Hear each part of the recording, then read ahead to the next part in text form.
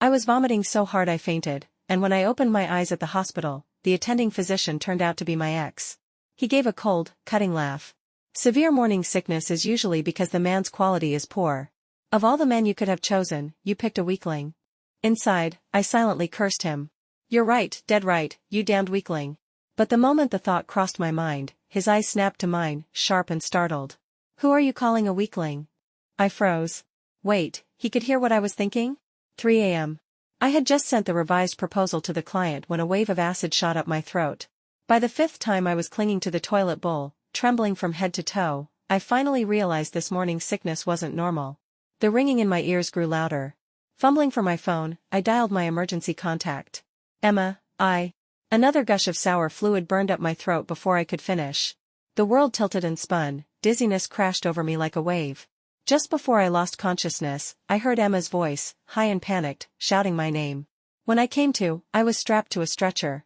Emma's tear-streaked face suddenly swam into view. My goddess, you're finally awake. You scared me half to death. I tried to speak, but my throat burned. The ambulance swerved sharply and my stomach heaved again. A nurse thrust a vomit bag into my hands just in time. Hyperemesis gravidarum, already dehydrated. Call the ER. Prepare fluids. Her words made my hand tremble. The badge on her uniform read First City Hospital. Someone worked at First City Hospital. I'd been going all the way to Second Hospital for checkups just to avoid him. Could my luck really be that bad? I instinctively pressed a hand to my belly, regret twisting in my chest. If only I hadn't drunk so much that night 2 months ago. By the time the ambulance stopped, I'd vomited twice more. Emma half-dragged, half-carried me out. The harsh fluorescent lights of the emergency room made me squint. A nurse rolled up a wheelchair. Limp as a water-soaked biscuit, I collapsed into it. Through the haze, I caught the nurse's voice. Did you notify Dr. Brown? That surname pricked my foggy mind like a needle. It couldn't be, no, impossible. Brown was a common name. But at that cocktail party, hadn't they introduced him as First City Hospital's obstetrician? Cold air rushed into my lungs. I grabbed the nurse's sleeve, about to ask. A pair of long, elegant hands took the chart from her and flipped it open. Knuckles sharply defined. Nails trimmed to perfection. The same hands that had ripped my rented evening gown 2 months ago, costing me a fortune, and far more than that. I looked up, and my gaze collided with Michael's. Behind the gold-rimmed glasses his eyes were still cold as frost, his whole presence forbidding. He acted as if he didn't know me at all, calmly calling my name. Joanna. My heart skipped a beat. I automatically lowered my head. Could this get any more humiliating? Not only was I hospitalized for morning sickness after pulling all-nighters on that proposal, my attending physician was the man I'd had a one-night stand with 2 months ago. Why was I so unlucky? Maybe it was the hormones, but a wave of helplessness welled up and my nose stung. Tears spilled over. The nurse mistook it for fear and tried to soothe me. Don't worry. This happens all the time. Dr. Brown trained overseas, he's excellent. He'll make sure you and the baby are safe. Of course I knew how brilliant he was. Back in college he'd been the untouchable genius, perfect in every way, not just academically. Michael said nothing, eyes flicking between me and the chart. Hyperemesis? I nodded, throat too dry to speak. Another cramp seized my stomach. I doubled over the vomit bag, dry heaving as cold sweat drenched my back. Start an IV, begin fluids. Check serum ketones and electrolytes. When Michael's fingers brushed my wrist to take my pulse, I flinched before I could stop myself. His brows drew together, his tone brooking no refusal. Don't move. His breath was close enough to feel, tinged with cool mint. I went rigid, my heart hammering like a trapped deer. 2 months ago I could chalk our intimacy up to alcohol, but now, luckily, he withdrew his hand quickly, taking the lab slip that had just arrived. 9 weeks pregnant.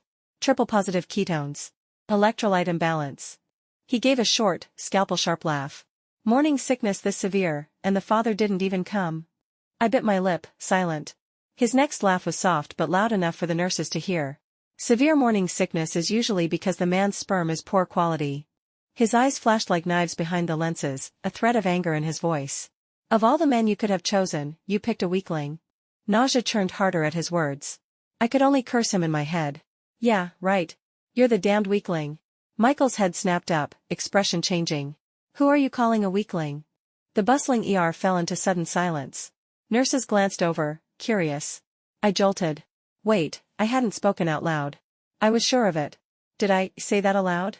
A nurse broke the tension, holding up the 4 bag. IV lines ready. Michael slipped back into his cool, controlled doctor's persona. 4 hours of observation.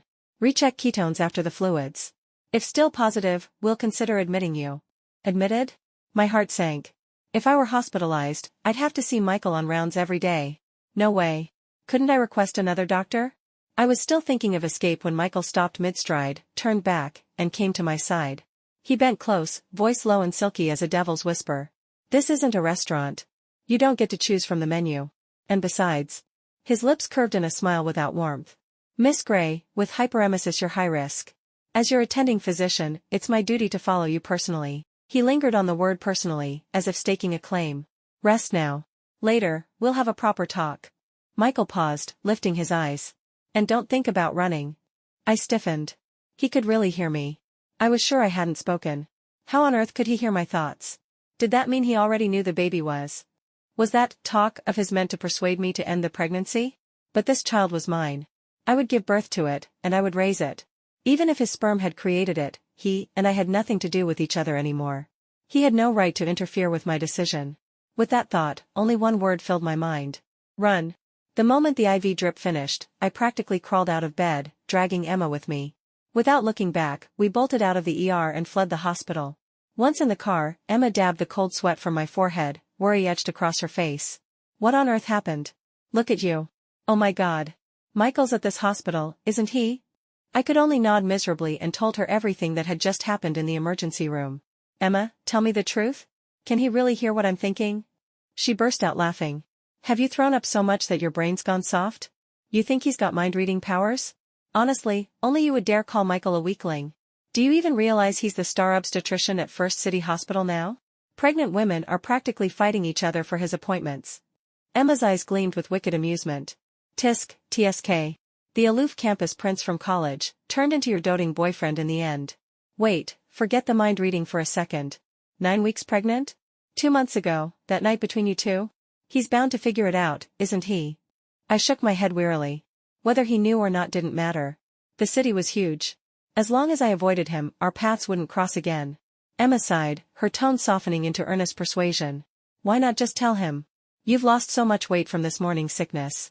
If you had him, your baby's father and a professional doctor, helping you, things would be so much easier. My fingertips trembled as I stared out the car window at the flashing neon lights. Impossible. He already hated me to the bone. Michael had been a year ahead of me. When I graduated, he had just finished med school. A wealthy heiress and a brilliant, faithful golden boy, it should have been the perfect ending. I used to believe that too. Until everything collapsed, my family went bankrupt, my father killed himself, my mother was diagnosed with liver cancer. And Michael? He had an acceptance letter from Johns Hopkins, a glittering future ahead. The gulf between us was insurmountable. I couldn't bear the thought of being the weight that dragged him down, or worse, the reason he gave up his dreams. So I chose to run. But before I left, I staged a cruel little play. At our graduation banquet, I borrowed Emma's then-boyfriend and paraded him in front of Michael, accepting his confession in public. Michael had stared at me in disbelief, demanding an explanation. I sneered in front of all his friends. You're going abroad. Did you really think I'd wait for you? Michael, you can't give me the stability I want. We're finished. Don't bother me again. And then I blocked him. Vanished. I disappeared so thoroughly that when I overheard his friends a month later at the restaurant where I worked, I learned only then that he had already left the country. One friend asked if anyone still had my number. What a pity.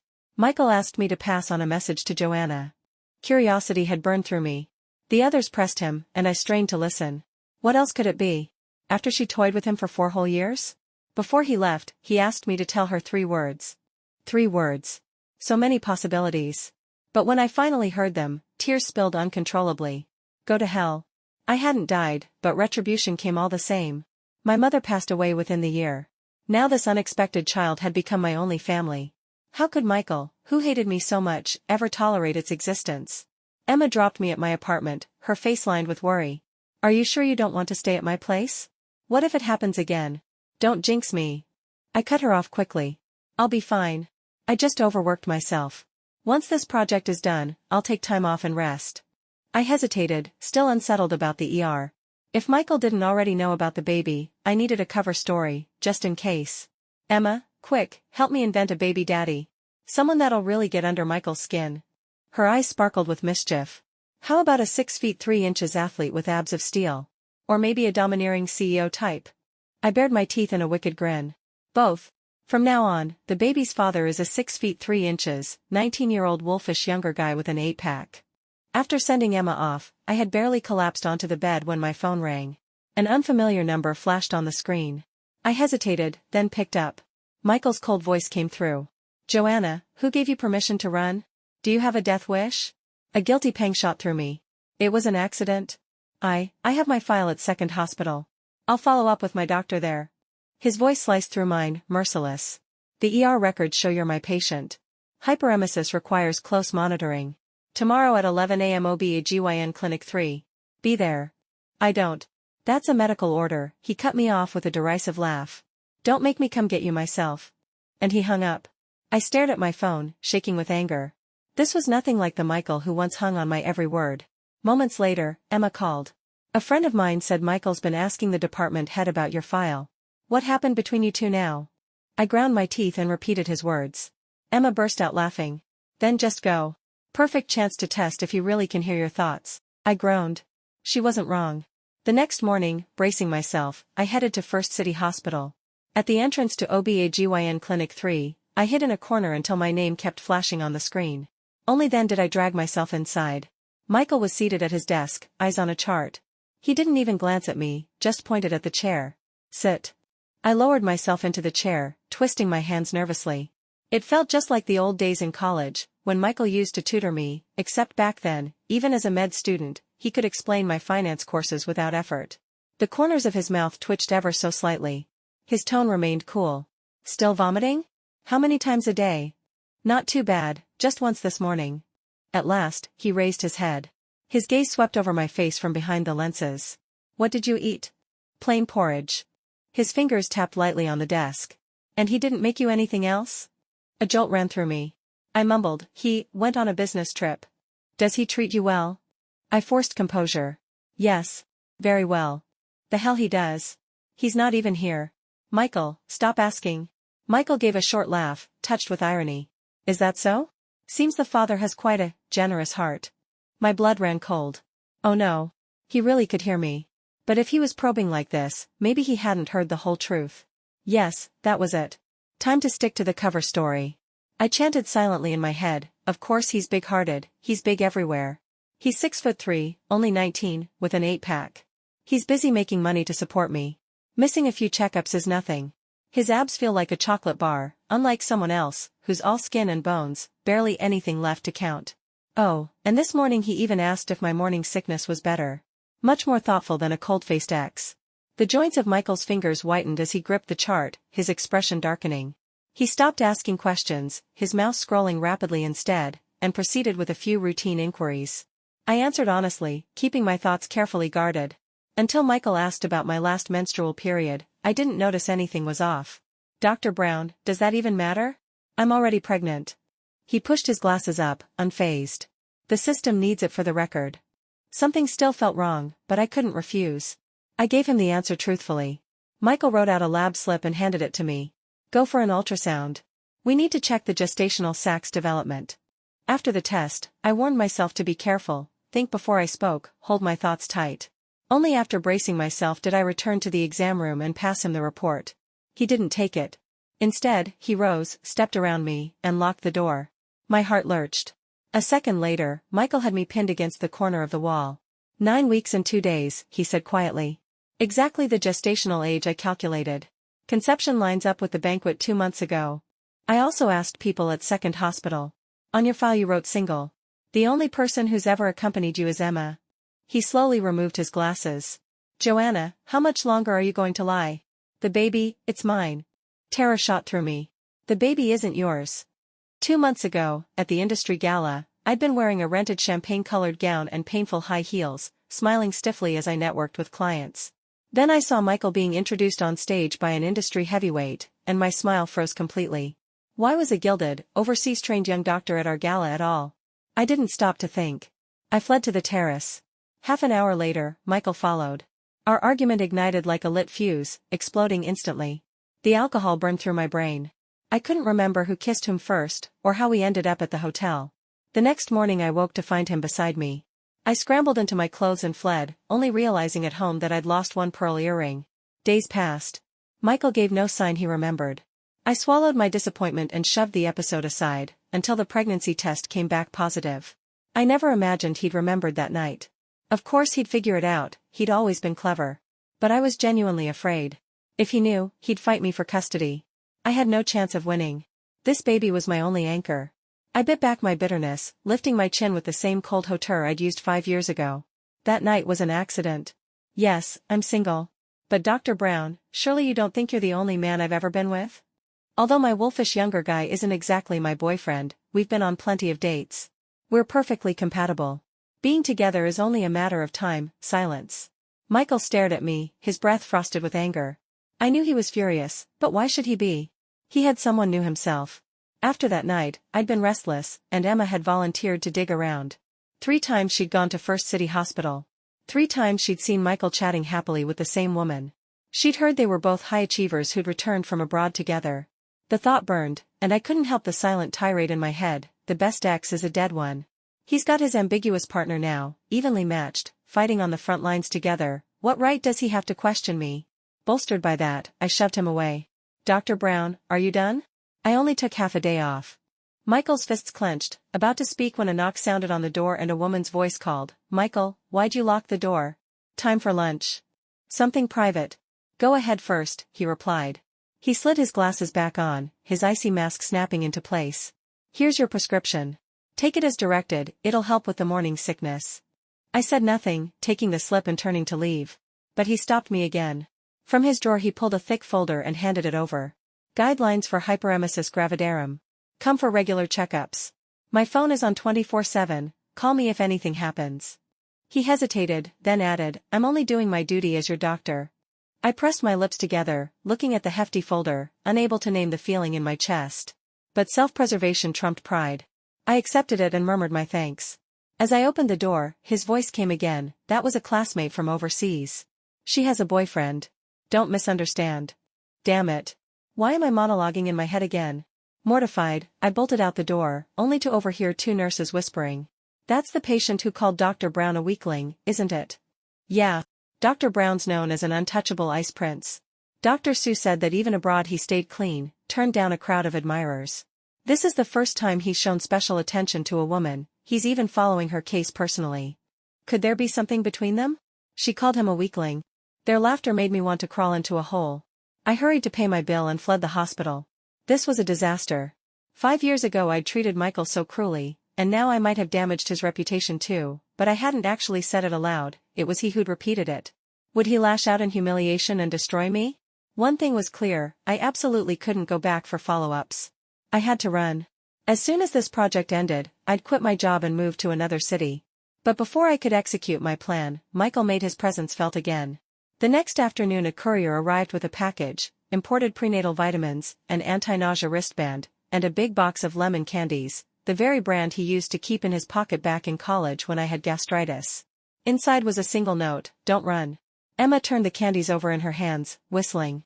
Well, if that isn't obvious intent, I don't know what is. I held the box, the candy wrappers cool under my fingers. I was about to throw it all away when my phone rang again.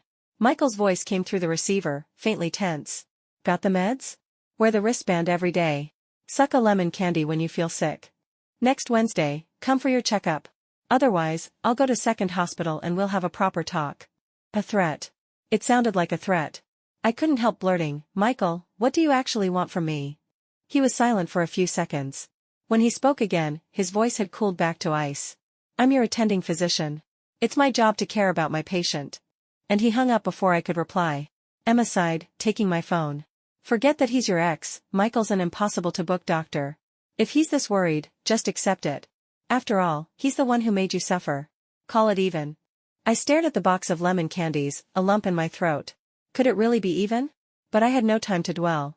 The damned client was still unhappy with the last proposal, so I nobly plunged into overtime again. At last, Friday came, and I managed to leave work on time.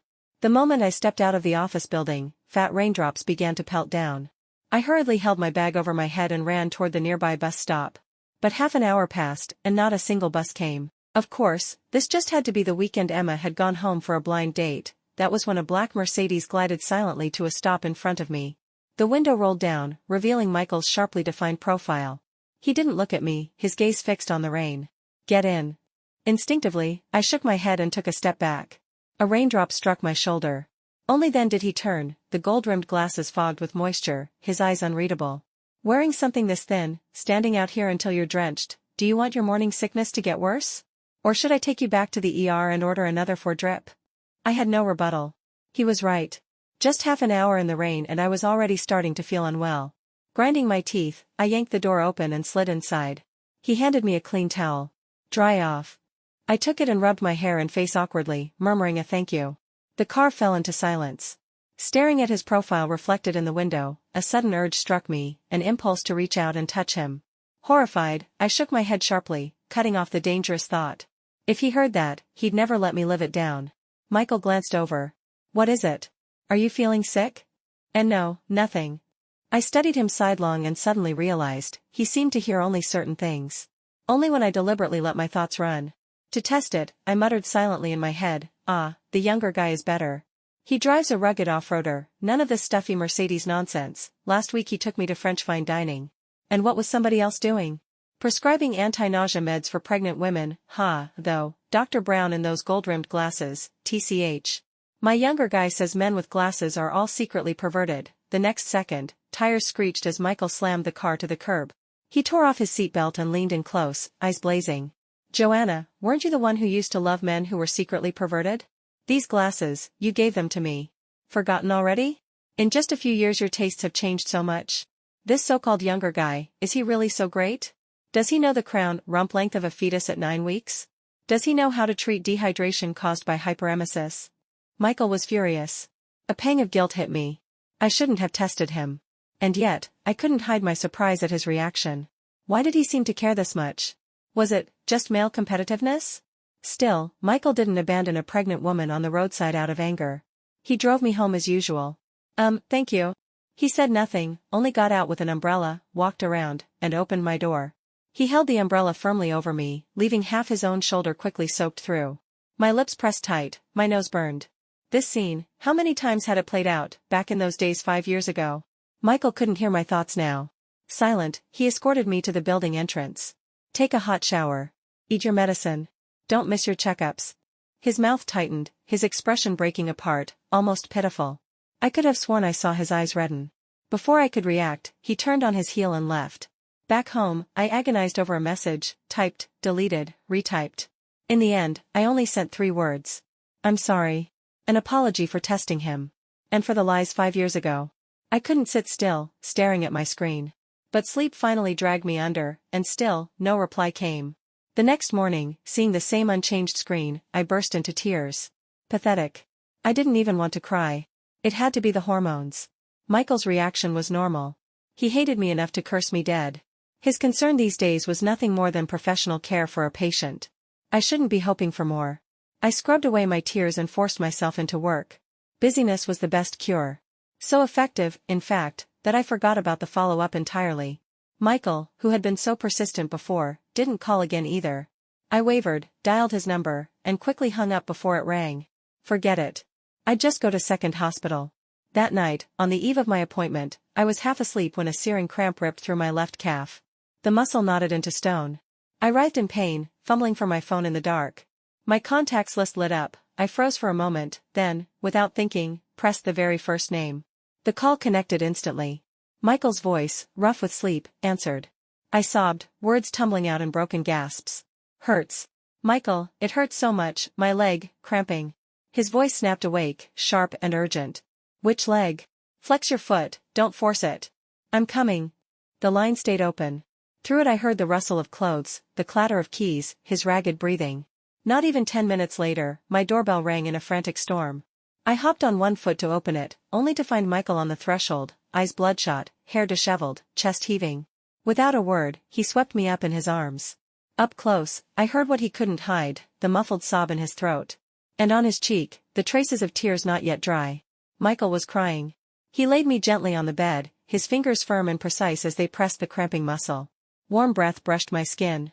My gaze locked on his lowered lashes, and my heart pounded. The pain ebbed slowly, replaced by another kind of tremor. Especially when I saw his reddened eyes, I suddenly wanted to tease him. But the next moment he was tucking me in, voice back to its cool, clinical tone. Have you been taking your calcium supplements? Stretch before bed from now on. You missed your last checkup, make it up tomorrow. And set my number as your emergency contact. Next time, call me sooner. At the door, he paused, hesitating. With his back to me, his voice softened.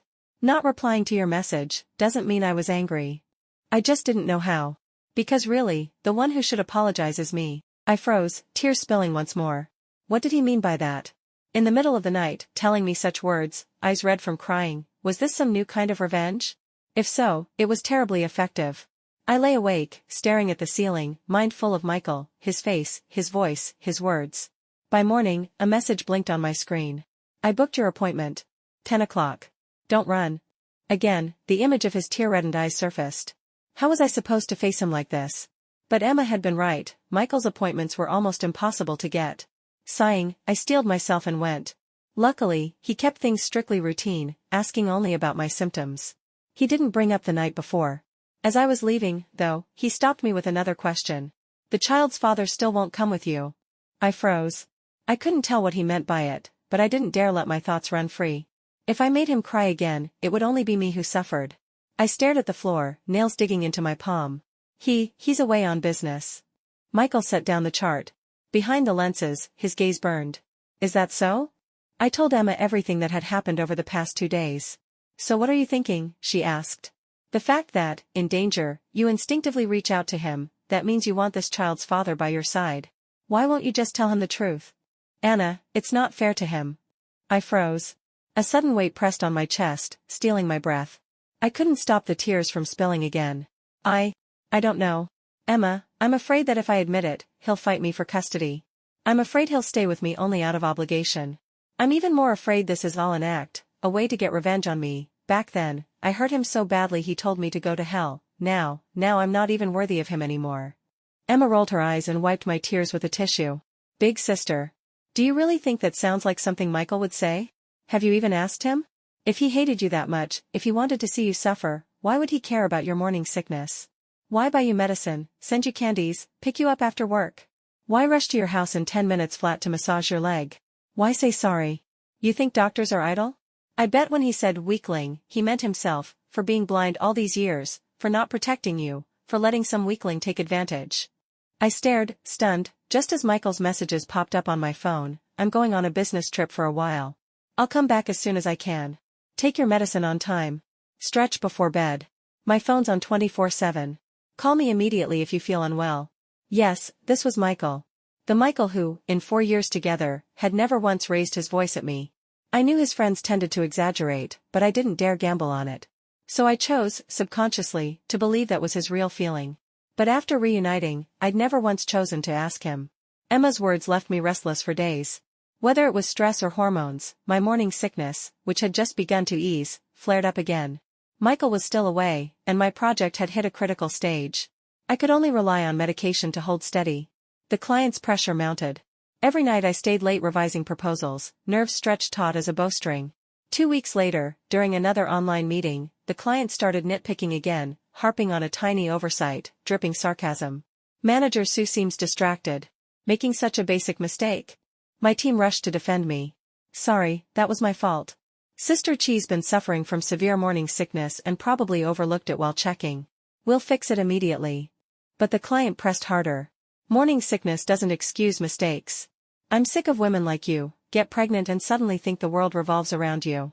So what if you can conceive? You're so young and your partner's nowhere to be seen. What are you, some rich man's mistress carrying his illegitimate child? If you're sick, get an abortion. Don't drag down the whole project. I'd heard about this director Lee's past. She'd struggled with her health, finally gotten pregnant only to miscarry. Her husband cheated, the mistress got pregnant and flaunted it before her, ending in divorce. I sympathized with her misfortune. But she had no right to slander me. And I certainly hadn't delayed the project. Humiliation and anger erupted like a volcano. I snapped back. We flagged this issue for correction long ago. It's your side's repeated reversals that have delayed progress. If you're dissatisfied with me, Ms. Lee, you can report me to your superiors and have me replaced, instead of personally naming me for this project and then publicly insulting my character. The other side broke, cursing at me outright. I fired back without mercy. It was an online meeting with recordings. If she defamed me, I'd sue. Just because she was the client didn't mean she could trample others. But as the argument escalated, a sharp, wrenching pain shot through my lower abdomen, like a fist gripping me from the inside. My face went white. I clutched my stomach, unable to speak. A colleague noticed. "Sister Chi? Are you okay?" Before I could finish, a gush of warmth slid down my thigh. I bolted for the restroom. One look at the vivid red on my underwear and my blood turned to ice. How could I be bleeding? My back pressed to the wall, I slid to the floor, tears streaming. Only one thought filled my mind. Michael. My trembling fingers fumbled for my phone, struggling to press the keys. Each second before the call connected felt like an eternity. Hearing his voice brought a flicker of calm, but the heat between my legs made fear spike again. "Michael, help me. I'm bleeding, so much blood. Are you at home? Stay put. Don't move. I'm on my way. Don't be afraid." My whole body shook, tears blurring my vision. "Michael, I'm scared. I'm scared I'll lose the baby. This child was my hard-won blessing. My only family. The child of the person I loved most." Michael's voice came through, steady as a beam of light cutting the dark. "You won't. Trust me, Anna. You and the baby will be fine. I'm coming now." I clutched the phone like a lifeline, listening to his engine roar to life, to his words of reassurance. Blood kept seeping. I curled on the floor, praying over and over. "Baby, hold on. Daddy's coming to save us." Footsteps pounded in the hall, followed by the sound of a key turning in my lock. I looked up in surprise as Michael burst in, wondering how he had my key, but one glance at his paper-white face silenced me. He knelt, carefully lifting me into his arms. His grip was rock-steady, but I felt the tremor in his fingertips and the sob he fought to suppress. I raised my head. As expected, tears glittered behind his lenses. Michael was crying again. Lately he cried so easily. Down the stairs, his pace was fast but sure. He stripped off his coat to cushion me. He gave me a quick check, then buckled me into the seat while calling, "Mr. Wilson, it's Michael.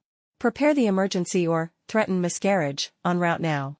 Yes, Rh-negative blood. Have it ready." The car shot forward like an arrow. "Joanna, look at me. Don't sleep. Talk to me." My teeth chattered, my vision blurred. I'm cold." He freed one hand to crank the heat to full blast and wrapped his own scarf around me. "Hold on. We're almost there. You forgot? I'm a doctor, the best at saving patients, and their babies." His voice was like a sedative injected straight into my heart. I forced my eyes open, watching his profile in the dim light. Outside the window, the city blurred past like a film on fast forward, while he remained the one clear figure in all the chaos. Emma was right. This wasn't fair to Michael. Out of the corner of my eye, I glanced at my belly and made a silent vow. If I survived this ordeal, I would tell him the truth. All of it. At the hospital, the emergency green channel was already open. My consciousness dimmed, the last thing I remembered was Michael's trembling voice. Then I dreamed, a long, long dream. In it, I saw our first meeting, our love, our separation, our reunion. I even saw my parents, gone so many years. They cried, apologizing to me, then smiled through tears, praising Michael, saying he was a good man, that with him by my side they could finally rest easy. I reached out for them, but Michael's voice called me back, louder and louder. I struggled awake. The first thing I saw was Michael's haggard face. He exhaled in relief and gripped my hand tightly. "The baby's safe. Everything's fine." I blinked, 1,000 words welling up inside me, wanting to tell him about the dream. But all that came out was one word, water. "So thirsty, desperately thirsty." Michael let out a tearful laugh and ruffled my hair. "That's normal. But you can't drink yet, I'll moisten your lips with a swab." He bent close, his breath warm against my skin, making my cheeks flush and my heart race. Which only made me thirstier. I was too weak to speak more, but I had another idea. I'd tell him everything through my thoughts. Before I could, he spoke. "The key, Emma gave it to me." "Right. I had almost forgotten." Michael went on, "I need to do rounds, but I won't be far. Call me if you need anything, I'll come right away." He paused, his expression set with unusual resolve. "After work tonight, there's something I need to tell you." His words tugged at my curiosity, keeping me restless all afternoon. At last evening came. Michael entered, closed the door, and from beneath his white coat drew out a small velvet box. He placed it gently in my palm. Puzzled, I opened it, and gasped. Inside was the pearl earring I'd lost that morning in the hotel. "I found it that day," he said softly. "I always meant to return it to you, but never had the chance." Then he took my hand. Joanna, I need to confess. I can hear your thoughts. Every insult, every complaint, even your praises for that so-called wolfish younger guy, I heard them all. I don't know if that man truly exists. What I do know is that, in every moment of danger, you chose me. I don't dare presume how much of your heart is still mine. I don't dare assume why you kept my pearl earring. I don't even care whose child this is. Joanna, I love you. I've always loved you. Please, give me a chance to take care of you, and your child. It sounded almost like he was volunteering to play the role of a love rival. But my body betrayed me, I began to cry, sobbing harder and harder, overcome with grievance. Michael panicked, fumbling to wipe away my tears. I couldn't speak, so I told him the words I'd rehearsed silently 100 times, idiot, I've always known. Aside from you, this so-called weakling doctor, I've never touched another man's hand. Michael froze, staring at me in disbelief, then down at my belly. The realization dawned, and his first reaction wasn't joy. He hugged me instead, eyes red, clinging as though to draw me into himself. I'm sorry. I'm sorry I let you suffer. Stunned, I lifted my arms and embraced him back. The one who should apologize is me. When we calmed, I told him everything from 5 years ago. He stayed silent a long time. His first words were an apology. I looked for you, but you'd vanished. I had no connections, no resources. I couldn't find you. I feared you'd lied to me. I feared you'd really moved on. But I never said those words. The message I asked my friend to pass on wasn't that. It was 6 words, I love you. Please wait. My lips trembled, tears spilling again. He smiled gently as he wiped them away, then scolded me. Emma was right. You were unfair to me. I had the right to share the burden, but 5 years ago you never gave me that choice. So this time, give me the chance to face it together. Through my tears, I laughed, nodding hard. The treatment went smoothly. On the day I was discharged, Michael packed my things himself, bundled me up like precious cargo, and drove me straight to his home. After that, he became the perfect husband in all but name. Every evening he came home on time to cook nutritious meals. At night, he read me parenting books. On weekends, he took me to the park for walks. Emma teased me that the 24 filial boyfriend I'd once trained had now been promoted to 24 filial husband. By mid-pregnancy, my nausea eased, replaced by other cravings. Michael refused, choosing cold showers over risking me. But my checkups were excellent, and even he admitted it was safe. I knew how to deal with Michael. One evening, as he cooked dinner, I stood outside the kitchen and let my thoughts flow freely. Men really do go downhill after 30. If it were my 6'3", 19-year-old wolfish younger guy, he'd definitely outdo some weakling doctor.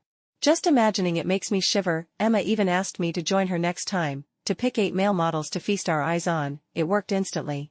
Michael turned off the stove, scooped me into his arms, and bent to nip my ear. Weakling, am I? Let's see how weak I am right now. That night, I was thoroughly spoiled. The next morning, he dragged me straight to the registry office to get our marriage license. On the day of delivery, Michael donned his scrubs and stayed by my side in the delivery room. He clasped my hand tightly, whispering encouragement again and again. Thanks to his careful care throughout, labor went smoothly. When the nurse placed the wrinkled newborn in his arms, Michael didn't even glance at the baby. His eyes were fixed only on me. You worked so hard, my hero. Thank you for still choosing me. As I looked at the tears shimmering in his eyes, a sudden realization settled over me. Some separations happen only to make way for a better reunion.